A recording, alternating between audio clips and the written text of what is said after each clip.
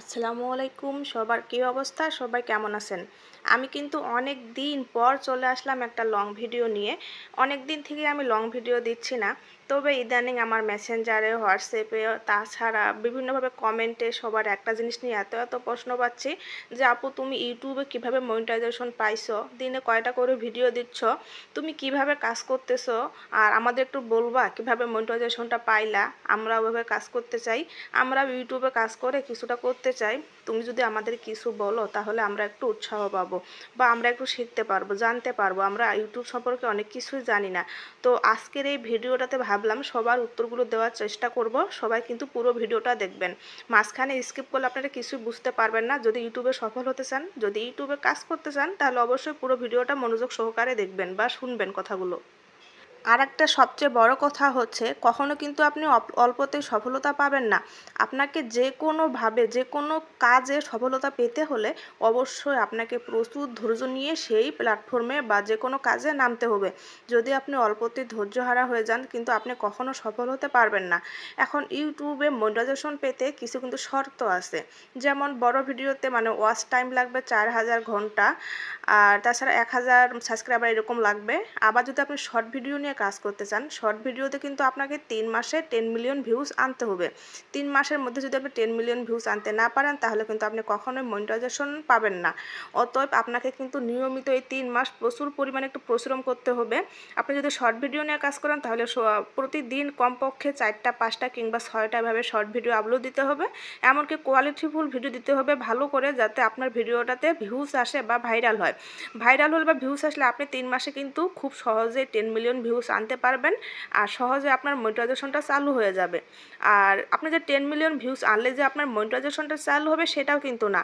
সেইখানে কিন্তু আপনাকে অ্যাপ্লাই করতে 10 মিলিয়ন ভিউজ হলে সেখানে আপনাকে অ্যাপ্লাই করতে বলা হবে। এখন অ্যাপ্লাই করার পর যদি এখন ইউটিউব মনে করে যে আপনাকে মনিটাইজেশনটা দেওয়া যাবে, তাহলে তারা আপনাকে মনিটাইজেশনটা দিয়ে দিবে। আর যদি তারা মনে করে না, আপনি মনিটাইজেশন পাওয়ার যোগ্য না, আপনার ভিডিও তাদের নিয়ম কানুনের বাইরে, তাহলে কিন্তু আপনাকে মনিটাইজেশনটা বাতিল করে দিবে, তারা মনিটাইজেশনটা দিবে না। তখন আপনাকে কি করতে হবে? আপনাকে মানে একটা আপিল ভিডিও বানাতে হবে। এখন আপিল ভিডিও বানানোর পর যদি তাদের আবার মনে হয় যে না, আপনি আসলে ঠিক আছেন, তাহলে আপনাকে আবার দিয়ে দিবে। আর যদি মনে হয় না আপনি ঠিক নেই, তাহলে কিন্তু তারা আপনার মনিটাইজেশন আবার বাতিল করে দিবে। তারপর আরেকটা অপশন দিবে যে আপনাকে 3 মাস পর, আবার 3 মাস পর আপনি রিঅ্যাপ্লাই করতে পারবেন। এই হলো ইউটিউবের কাহিনী। আর যারা আমার মতো এই যে আমি যেসব ভিডিও দেই, ইউটিউবে দিচ্ছি বা ফেসবুকে দিচ্ছি, তাদেরকে একটা কথা বলবো, এইগুলো ভিডিও দেওয়ার আগে আপনি 100 বার ভাববেন। কারণ ইউটিউবে কিন্তু অতিরিক্ত বেশি, ফেসবুক যতটা না ইস্যু ধরে, ইউটিউবে কিন্তু অনেক বেশি ইস্যু ধরে। তাই এইসব ভিডিও নিয়ে কাজ করতে হলে ইউটিউবে অবশ্যই একটু মনোযোগ সহকারে আপনার কাজ করতে হবে। কোনটা ভিডিওতে ইস্যু দিবে বা কোনটাতে দিবে না, এইসব মনে করে ভেবে চিনতে অবশ্যই ভিডিও আপলোড দিতে হবে। আর তাছাড়া এইসব ভিডিওতে কিন্তু অবশ্যই আপনাকে মনিটাইজেশন দিবে না প্রথম অবস্থায়। এই তো প্রথমে কিন্তু আপনাকে বাতিল করে দিবে, এটা একদম কনফার্ম। কারণ এগুলো কন্টেন্টকে ইউটিউবে রিউজ কন্টেন্ট বলে ধরে। আর ইউটিউবে কিন্তু একটা নিয়ম আছে, ইউটিউবে কিন্তু কখনোই রিউজ কন্টেন্টে মনিটাইজেশন দেয় না। তাই আপনাকে কিন্তু প্রথমে কিন্তু এইসব ভিডিওতে বাতিল করে দিবে। তখন আপনার করণীয় কি? তখন আপনাকে অবশ্যই একটা আপিল ভিডিও দিতে হবে। আর আপিল ভিডিও কি?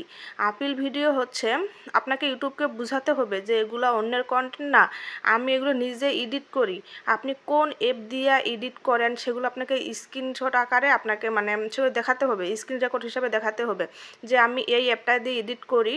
এই অ্যাপের মাধ্যমে আপনি কিভাবে এডিট করেন, কিভাবে আপনার নিজের ভয়েস দেন কিনা, বা আপনি কোন মানে গানগুলো ইউজ করতেছেন, আপনি ফ্রি মিউজিক দিচ্ছেন কিনা, এসব কিছু আপনাকে ওই ভিডিওতে দেখাতে হবে।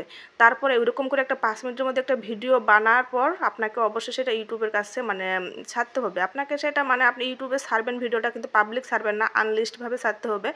এমনকি তারপর ওখান থেকে কপি লিঙ্ক করে আপনাকে আপিল ভিডিওর জায়গায় কপি লিঙ্কটা বসাতে হবে।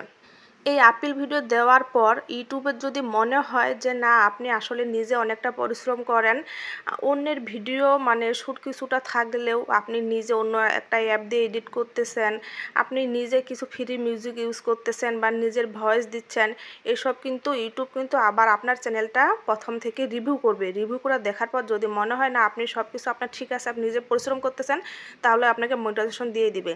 এরপর যখন আপনার ভিডিওতে অনেক ধরনের ইস্যু দিবে, সেগুলো হলে আপনি ডিলিট করে দিবেন। তাহলে এভাবে কাজ করলেই অবশ্যই কিছুটা ইউটিউব থেকে সফলতা পাবেন বা আর্নিং করতে পারবেন। আর এইসব ভিডিও নিয়ে কাজ করা কিন্তু অনেক রিস্কের। ইউটিউবে কিন্তু বেশি রিস্কের, ইউটিউবে বেশি বেশি ইস্যু ধরে, বেশি বেশি কাহিনী করে। ফেসবুকে যতটা না কাহিনী করে ইউটিউব তার চেয়ে অনেক বেশি কাহিনী করে। তো সবাই এইসব ভিডিও যারা যারা দিচ্ছেন অবশ্যই একটু ভেবেচিন্তে দিবেন যে আপনি এগুলা ভিডিও দিয়ে আপনি আসলে আপনার পেজটাকে ধরে রাখতে পারবেন কিনা, আপনার চ্যানেলটাকে ধরে রাখতে পারবেন কিনা। তো এই পর্যন্ত আজকের ভিডিওটা, অনেক কিছু বললাম। সবাই ভালো থাকবেন, সুস্থ থাকবেন। আল্লাহ হাফেজ।